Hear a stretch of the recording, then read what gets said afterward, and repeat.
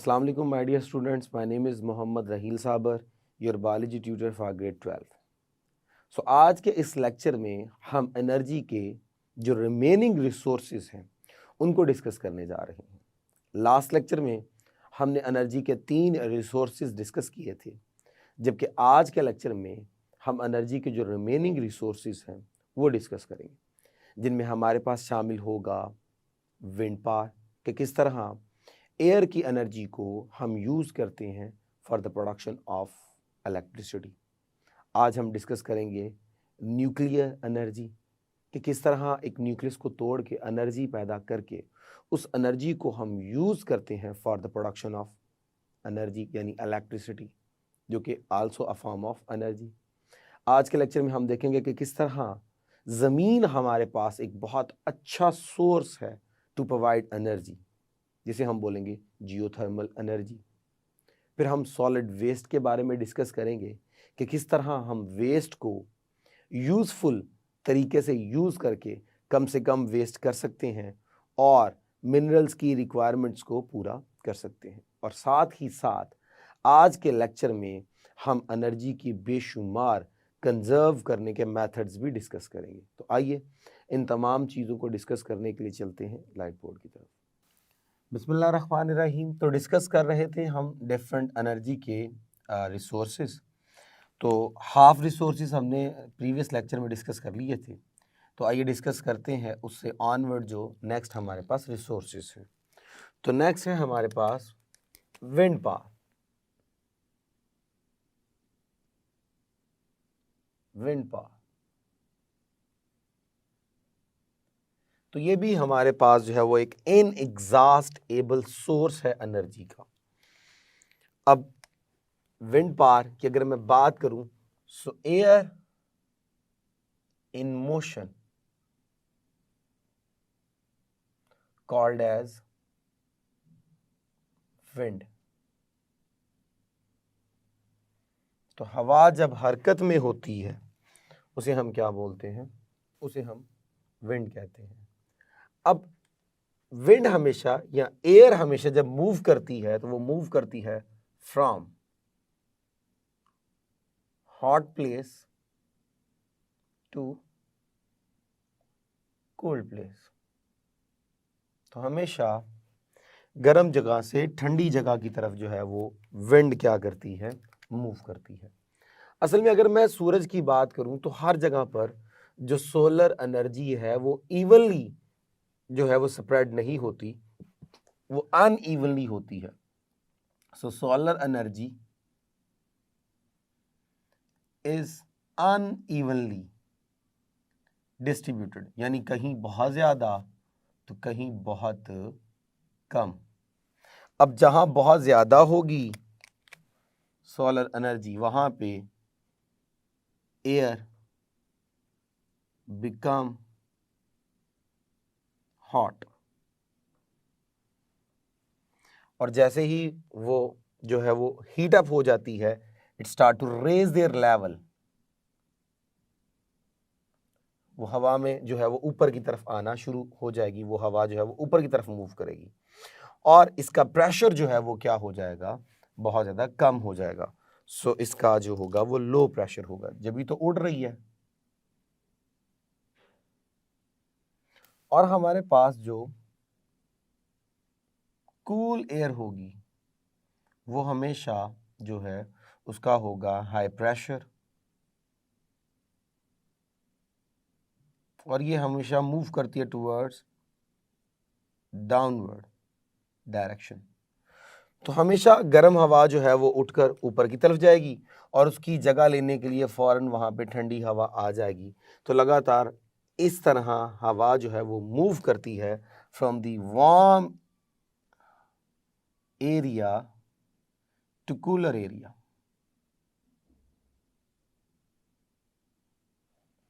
और जब air move करेगी तो उसे हम क्या बोलेंगे? विंड।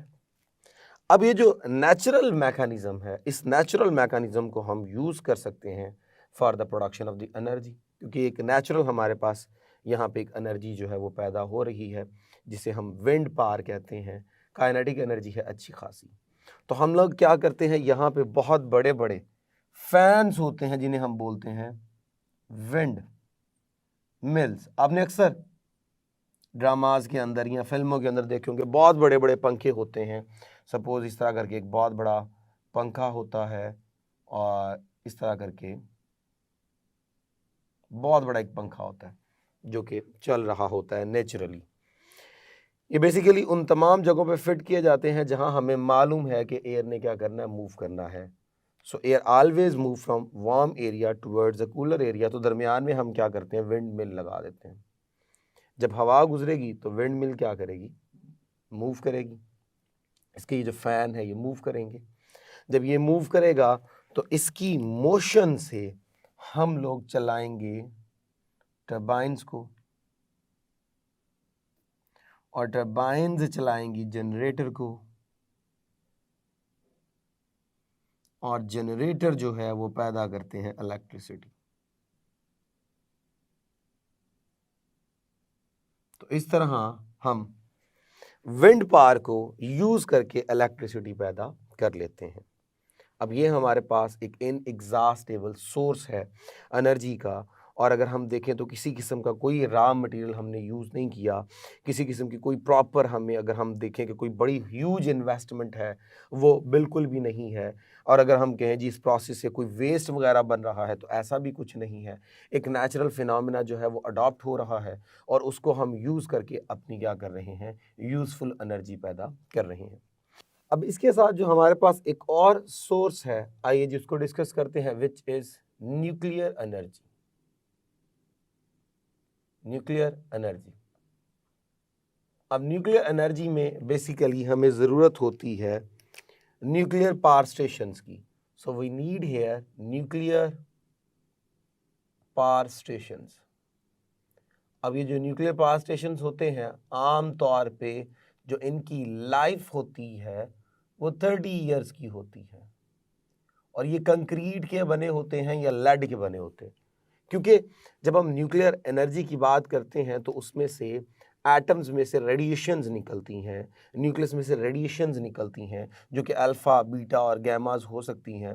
इनको अब्जॉर्ब करने के लिए कंक्रीट का होना ज़रूरी है या फिर लेड की वॉल्स का होना ज़रूरी है जो कि आसानी के साथ इनको क्या कर लेंगे, अब्जॉर्ब कर ले। आमतौर पे ये जो न्यूक्लियर एनर्जी पावर स्टेशंस होते हैं, ये किसी किस्म की कोई पोल्यूशन का सोर्स नहीं होते। ये किसी किस्म की कोई भी जो है वो टॉक्सिक एजेंट या टॉक्सिक गैस जो है वो रिलीज़ नहीं करते। हाँ, अगर हम बात करें कि न्यूक्लियर पावर स्टेशन ऐसा स्टेशन है जो कि चल रहा है by the burning of the fossil fuels, तो तब हमारे पास जो है वो टॉक्सिक सब्सटेंसेस रिलीज़ होंगी, हमारे पास टॉक्सिक गैसें रिलीज़ होंगी, पोल्यूशन होने का चांस भी पैदा होगा। आम रूटीन पे अगर वहाँ पे सिर्फ मॉलिक्यूल को ब्रेक किया जा रहा है, तो तब वो मेन सोर्स नहीं होते हमारे इन्वायरमेंट को कॉन्टेमिनेट करने का। आमतौर पे जो यहाँ पे मैकेनिज्म अडॉप्ट किया जाता है वो किया जाता है ब्रेकिंग ऑफ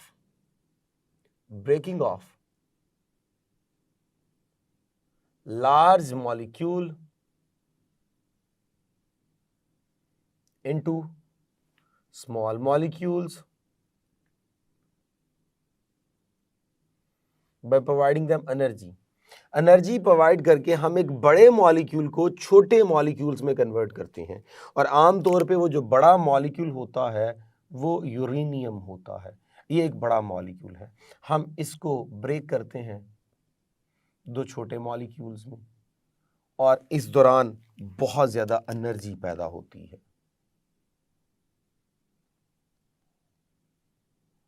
अब इसमें चूंकि एक बड़े न्यूक्लियस को, एक बड़े एटम को ब्रेक किया जा रहा है, so this phenomena called as nuclear fission,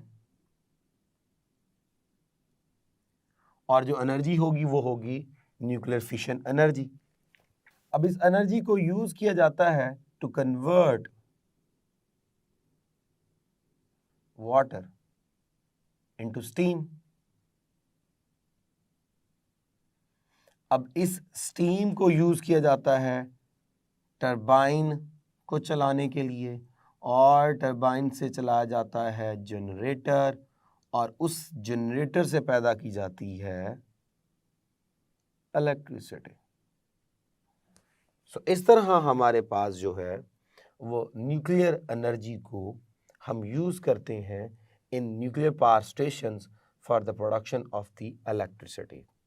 तो नेक्स्ट अब हम सोर्स की बात करते हैं which is geothermal energy. अब जियोथर्मल एनर्जी से मुराद, geo mean definitely earth, so it's the thermal energy of the earth. Thermal energy of the earth, अगर हम सपोज कीजिए मूव करें towards the core of the earth, suppose ये मेरे पास अर्थ की जो है वो सरफेस है और हम बिल्कुल कोर में जा रहे हैं, बिल्कुल अंदर जा रहे हैं, तो बेशुमार वहाँ पे मेटल्स हैं, बेशुमार मेटल्स। अब वहाँ पे चूंकि बेशुमार सेडिमेंटेशंस हैं, बेशुमार लेयर्स हैं, तो टेम्परेचर बहुत ज़्यादा है, प्रेशर बहुत ज़्यादा है, तो बहुत ज़्यादा टेम्परेचर और बहुत ज़्यादा प्रेशर की वजह से ये जो सारी मेटल्स हैं ये मेल्ट होना शुरू कर देती हैं, और मेल्ट होके then they will try to move in upward direction, और जब ये अपवर्ड डायरेक्शन में मूव करती हैं तो ये यहाँ से सरफेस को जो है वो चीर कर, इसको फाड़ कर ज़मीन के ऊपर आ जाते हैं। तो इस तरह जब मेटल जो हैं वो मॉल्टन फॉर्म में, पिघली हुई फॉर्म में ज़मीन के ऊपर आ जाएं, तो इन प्रोसेसेस को हम बोलते हैं वॉल्केनोज, वॉल्केनोज, और इस प्रोसेस को बोलते हैं वॉल्केनिक एक्टिविटीज़। अब ये जो मॉल्टन हमारे पास जो कंटेंट बाहर आ रहा है, इसका टेम्परेचर जो है वो कई जो है वो हज़ारों डिग्री सेंटीग्रेड का होता है, तो ये बहुत ज़्यादा टेम्परेचर है। कभी कभी ऐसा भी होता है, सपोज़ कीजिए ये जब मॉल्टन जो है वो कंटेंट बाहर की तरफ आ रहा है, इसमें से बहुत ज़्यादा एनर्जी निकल रही, तो रास्ते में सपोज़ कर लीजिए वाटर के रेजरवायर हैं, तो ऐसा भी हो सकता है कि जब ये हीट इसको मिले तो ये जो वाटर है ये गर्म होकर बाहर आ जाए। जब ये गर्म होकर बाहर आ जाए तो इन्हें बोलते हैं गीजर्स। गीजर्स जो कुछ इलाकों में हमें न्यूजीलैंड के अंदर, आइसलैंड के अंदर हमें नज़र आते हैं कि गर्म पानी जो है वो भाप की शक्ल में जो है वो ज़मीन को फाड़ के बाहर की तरफ निकल रहा है। ऐसा भी होता है कि ये जो पानी है ये बहुत ज़्यादा गर्म हो गया, इसे हम हॉट स्प्रिंग कहते हैं, तो गर्म पानी के चश्मे हों या गर्म पानी जो है वो फाड़ कर ज़मीन की सतह को फाड़ के ऊपर की तरफ आ जाए, जो है वो जिस तरह भाप बाहर निकलती है उस तरह बाहर आ जाए, उन्हें गीज़र्स कहते हैं। और जब ये मॉल्टन मेटल जो है वो ज़मीन की सरफेस को जो है वो फाड़ कर बाहर आ जाते हैं, these are called as volcanic activities. अब गीज़र्स हों, हॉट स्प्रिंग हो या वॉल्केनिक एक्टिविटीज़ हो, इनके अंदर टेम्परेचर बहुत ज़्यादा होता है। अब इतना ज़्यादा टेम्परेचर जो है इसको हम अब तक किसी यूज़फुल पर्पस में यूज़ नहीं कर सके, लेकिन हम ये जो फ्री ऑफ कॉस्ट हमें एनर्जी मिल रही है, जिसका बहुत बड़ा सोर्स हमारे पास ज़मीन है, हमें इस एनर्जी को यूज़ करने के डिफरेंट मैकेनिज़्म जो है वो इस्टेब्लिश करने चाहिए, डिफरेंट जो है वो स्ट्रेटजीज़ बनानी चाहिए, ताकि हम इस एनर्जी को क्या कर सकें, यूज़ कर सकें। ये हमारे लिए बहुत फ्रूटफुल साबित हो सकती है। आम तौर पर ये जिन जगहों पे होती है वहाँ पे एक बहुत ज़्यादा एक खौफ व हरास पाया जाता है, लोग यहाँ से जो है वो कोशिश करते हैं कि वहाँ पे रेजिडेंशियल एरियाज़ ना हो, क्योंकि जब ये वाली वॉल्केनिक एक्टिविटीज़ होंगी तो वहाँ पे जो है वो चांसेस होते हैं कि वहाँ पे ज़लज़ला वगैरह आता है और डिस्ट्रक्शन के चांसेस बहुत ज़्यादा होते हैं, इसलिए लोग कोशिश करते हैं वहाँ पे ना रहें, और इसलिए उन जगहों की तरफ जो है वो जाना भी जो है वो इग्नोर कर दिया जाता है। लेकिन वहाँ पे बहुत ज़्यादा एनर्जी है, इस एनर्जी को हम डिफरेंट पर्पसेस के लिए यूज़ कर सकते हैं, अगर हम इस एनर्जी को एक कंट्रोल मैनर में क्या कर लें, अपने इस्तेमाल में ले आएँ। तो इस तरह ये जो एनर्जी है वो हमें जो है वो बहुत ज़्यादा फ़ायदा दे सकती है। इसके अलावा ये जो हमारे पास जो कि फ़ायदेमंद चीज़ें हैं, तो इससे कुछ नुकसान भी पैदा होता है। इससे बहुत हैवी मेटल्स पैदा होती हैं जो नुकसानदेह हैं, बोरॉन्स पैदा होते हैं, बेशुमार गैसेस के ऑक्साइड्स पैदा होते हैं, सल्फ़र वगैरह पैदा होता है, लेड वगैरह पैदा होता है। ये तमाम जो हैं वो बहुत हैवी मेटल्स होती हैं जो बहुत ज़्यादा इंसानी सेहत के लिए नुकसानदेह साबित भी हो सकती हैं। सो ये था हमारे पास जियोथर्मल एनर्जी। नेक्स्ट हम बात करते हैं सॉलिड वेस्ट की। So the next one is solid waste.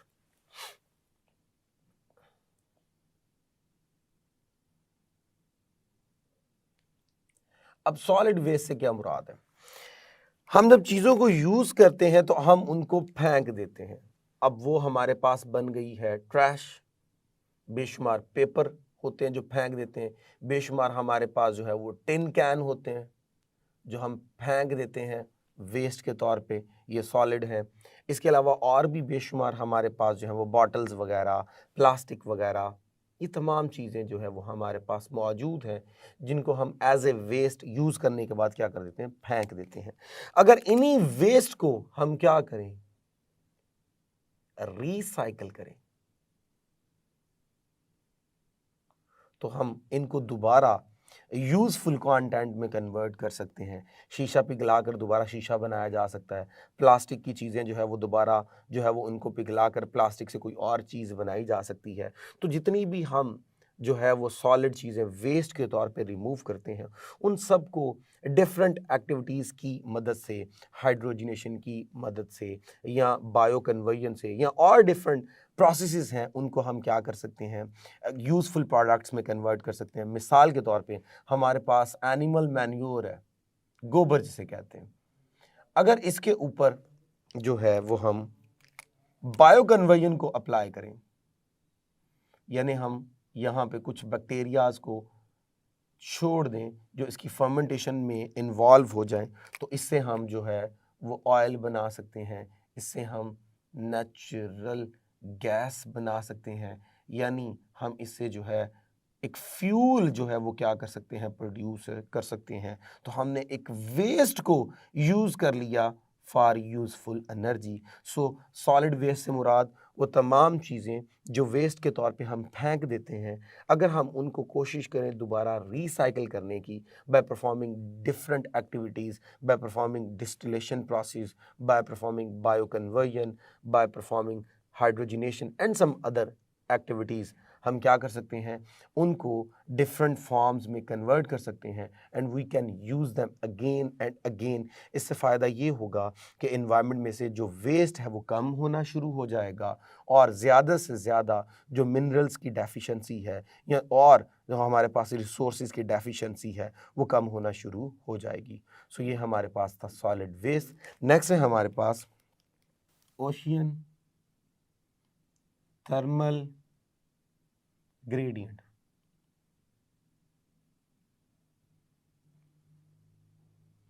तो ओशियन थर्मल ग्रेडियंट की अगर हम बात करें तो हमारे पास डेफिनेटली वर्ड ही हमें बता रहा है कि समंदरों के अंदर जो हमारे पास हीट का सोर्स होगा। अब अगर हम ट्रॉपिकल एरियाज में जाएं यानी गर्म इलाकों में जाएं तो वहां उनके समंदरों के अंदर जो सरफेस का टेम्परेचर है वो है 25 डिग्री सेंटीग्रेड, और अगर थोड़ा नीचे जाएं तो टेम्परेचर है 5 डिग्री सेंटीग्रेड। अब ये देखिए टेम्परेचर ग्रेडियंट डेवलप हो गया। सो टेम्परेचर ऊपर हाई है, नीचे लो है। सो एनर्जी की वजह से water will move from high to low, from top to bottom.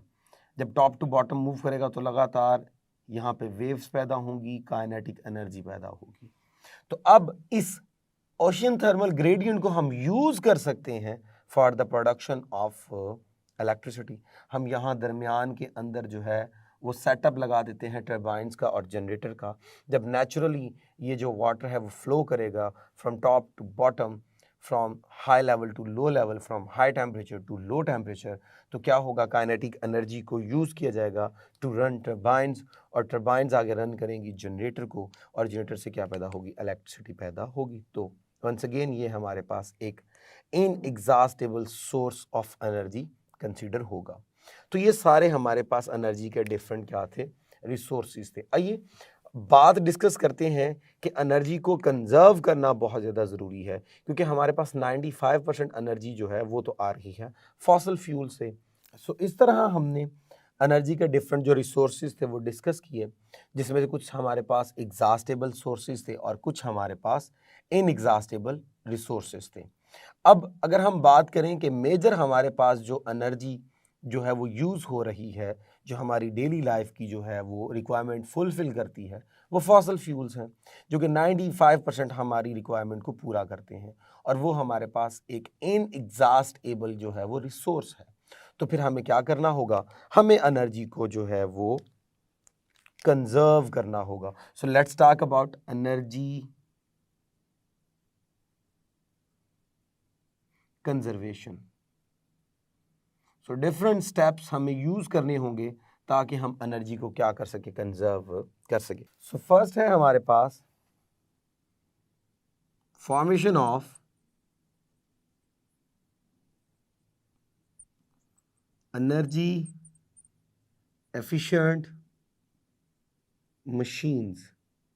सो हमें ऐसी मशीन्स बनाना होंगी जो एनर्जी एफिशिएंट हो। एनर्जी एफिशिएंट से मुराद ये है वो कम से कम एनर्जी को यूज़ करें और मैक्सिमम जो है वो हमें जो है वो फंक्शन दें, मैक्सिमम हमें आउटपुट दें और एनर्जी बहुत कम यूज़ करें।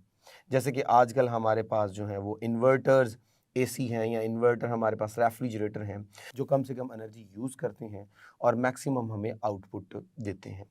इसी तरह हमारे पास नेक्स्ट है जी reduce waste and adopt recycling। सो हमें कोशिश करनी चाहिए कि चीज़ों को कम से कम जो है वो वेस्ट करें, बल्कि उनकी कोशिश करें किसी ना किसी फॉर्म में उनको रिसाइकल करके या किसी और जो है वो उनको यूज़ में ले आए। मिसाल के तौर पे अक्सर जगहों पर आपने देखा होगा कि जो टायर्स वगैरह होते हैं उनको फेंक दिया जाता है, लेकिन आजकल एक जो है वो एक नया जो है वो स्टेप उठाया गया है बाय द गवर्नमेंट कि उन टायर्स को अरेंज करके रोड्स की साइड पे हम डिफरेंट जो है वो बनाते हैं, डिफरेंट प्रोडक्ट्स उनसे बनी हुई हैं, बेशुमार जो है वो वहाँ पे एनिमल्स उनसे बनाए हुए हैं या वहाँ पे मिट्टी वगैरह डाल के वहाँ पे पौधे वगैरह लगा दिए गए हैं। तो हमने एक वेस्ट को यूज़ कर लिया किसी और मैनर में, इस तरह वेस्ट क्या हो गया, रिड्यूस हो गया। तो कोशिश की जाए कि हम चीज़ों को कम से कम वेस्ट करें, उनको रिसाइकिल करें और उनको बार बार क्या करें, यूज़ करें। और इसी तरह use public transport.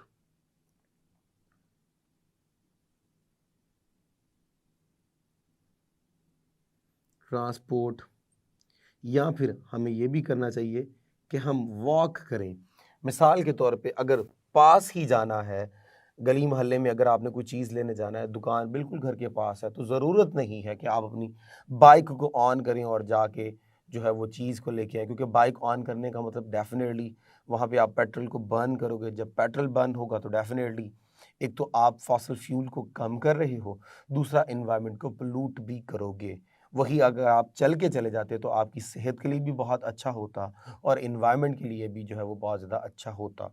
Public transport से मुराद ये है कि अगर हम बात करें एक बड़ी बस की, तो एक बड़ी बस के अंदर सपोज़ कीजिए 40 से 50 लोग बड़ी आसानी के साथ एक जगह से दूसरी जगह मूव कर लेते हैं। जब 40 से 50 लोग एक जगह से दूसरी जगह मूव कर लेते हैं एक बस में, तो एक बस जो है वो पेट्रोल बर्न करेगी, तो लिमिटेड जो है वो पेट्रोल बर्न होगा, फॉसिल फ्यूल बर्न होगा और लिमिटेड जो है वो वेस्ट पैदा होगा या जो टॉक्सिक सब्सटेंस हैं वो इंजेक्ट किए जाएंगे इनटू द एनवायरनमेंट। लेकिन जब हम बात करेंगे कि पब्लिक ट्रांसपोर्ट जो है वो हम कम यूज़ कर रहे हैं और हर एक बंदे ने अपनी एक सेपरेट व्हीकल रखी हुई है, गाड़ी रखी हुई है, कन्वेंस रखी हुई है, तो वो जो 40 बंदे अगर हर एक के पास अपनी अपनी बाइक है, अपनी अपनी कार है, तो वो सारे अलग अलग पेट्रोल को बर्न करेंगे, तो जहाँ 1 लीटर बर्न होना वहाँ 40 लीटर्स बर्न होगा, तो वहाँ वेस्ट के बनने के चांसेस भी बहुत ज़्यादा हैं।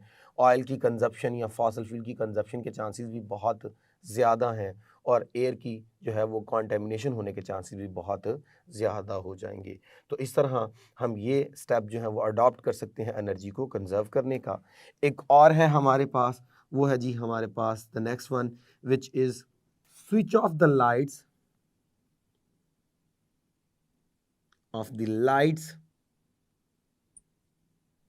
When not in use. अगर इस्तेमाल नहीं हो रही एक कमरे में लाइट का कोई इस्तेमाल जो नहीं है, सपोज़ आप एक कमरे में बैठे थे, लाइट को आपने ऑन किया, फ़ैन को आपने ऑन किया, आप अपना काम कर रहे हैं। जैसे ही काम करने के बाद आप उस रूम को छोड़ते हैं तो कोशिश करें उसकी लाइट्स बंद कर दें, फ़ैन को बंद कर दें। इस तरह एनर्जी जो है वो कम से कम यूज़ होगी, एनर्जी कंज़र्व होगी। आप अक्सर फ़ोन का चार्जर लगाते हैं, फ़ोन को जो है वो चार्ज करने के लिए, अगर आपको मालूम है कि 1 घंटे के बाद, 1.5 घंटे के बाद जो है वो चार्ज हो जाएगा, तो उसके बाद कोशिश करें उसको स्विच ऑफ कर दें, चार्जर को उतार लें। अगर आप परमानेंट बेस पे चार्जर लगा रहने देंगे तो वो परमानेंट बेस पे क्या करेगा, उस एनर्जी को यूज़ करता रहेगा। तो इस तरह एनर्जी का भी ज़्यादा इस्तेमाल हुआ और आपके उस जो फ़ोन है उसकी बैटरी के ख़राब होने के चांसेस भी बढ़ जाएंगे। तो कोशिश करें जब इस्तेमाल करना है तभी लाइट्स वगैरह, फ़ैन्स वगैरह या मशीन्स वगैरह ऑन करें, और जब उनको इस्तेमाल नहीं करना तो कोशिश करें कि उनको जो है स्विच ऑफ कर दें, लाइट्स को स्विच ऑफ कर दें, फ़ैन्स को स्विच ऑफ कर दें, ताकि उनकी एफिशिएंसी में भी फ़र्क ना आए। और उसके बाद minimum use of air conditioners, ACs. So कोशिश करें एयर कंडीशनर्स को कम से कम यूज़ करें। एयर कंडीशनर बेसिकली आजकल हमें मालूम है कि एयर कंडीशनर्स हो गए या हमारे पास रेफ्रिजरेटर्स हो गए, इनमें क्लोरोफ्लोरोकार्बन जो है वो होती है। ये गैसेस जब रिलीज़ होती हैं तो एनवायरनमेंट के अंदर जाके ये ओज़ोन को अफेक्ट करते हैं, ओज़ोन को ख़राब कर देती हैं। और जब ओज़ोन ख़राब हो जाएगी तो जो हार्मफुल रेडिएशंस हैं वो भी आसानी के साथ ज़मीन पे आ जाती हैं और हमारी स्किन को, हमारी आइज़ को डैमेज करती हैं। तो इसलिए कोशिश करें एसी का कम से कम क्या करें, इस्तेमाल करें, ताकि क्लोरोफ्लोरोकार्बन जो हैं वो कम से कम रिलीज़ हो। सो ये हमारे पास कुछ स्टेप्स थे जो कि एनर्जी को कंज़र्व करने के लिए यूज़ किए जा सकते हैं। तो इस तरह इस लेक्चर में हमने मुख्तलिफ एनर्जी के रिसोर्सेज डिस्कस किए और उनकी इम्पॉर्टेंस को डिस्कस किया। ये क्वेश्चन अगर हम देखें तो ये लॉन्ग क्वेश्चन के तौर पे बहुत इंपॉर्टेंट है। लॉन्ग क्वेश्चन कोई 3-4 रिसोर्सेज आपसे पूछे जा सकते हैं, और अगर हम ऑब्जेक्टिव के पॉइंट ऑफ व्यू से देखें तो हर एक हेडिंग जो है, यानी विंड पावर, न्यूक्लियर एनर्जी या जियोथर्मल एनर्जी, सॉलिड वेस्ट या ओशियन थर्मल ग्रेडियंट या एनर्जी कंजर्वेशन मेथड, ये सारे के सारे जो हैं वो शॉर्ट क्वेश्चंस के तौर पे भी आ सकते हैं। पूरा लॉन्ग के लिए बड़ा इंपॉर्टेंट है और हर एक सिंगल हेडिंग जो है वो शॉर्ट क्वेश्चन भी पूछी जा सकती है। और पास पेपर्स में न्यूक्लियर एनर्जी के बारे में, जियोथर्मल एनर्जी के बारे में, सॉलिड वेस्ट के बारे में, एनर्जी कंजर्वेशन के बारे में शॉर्ट क्वेश्चंस पूछे जा चुके हैं और इनसे शॉर्ट क्वेश्चन भी बन सकते हैं। सो इस तरह हमारा ये लेक्चर कंप्लीट हुआ। होप सो आपको समझ आई होगी। इजाज़त दीजिए for next lecture. Thank you very much. अल्लाह हाफिज़।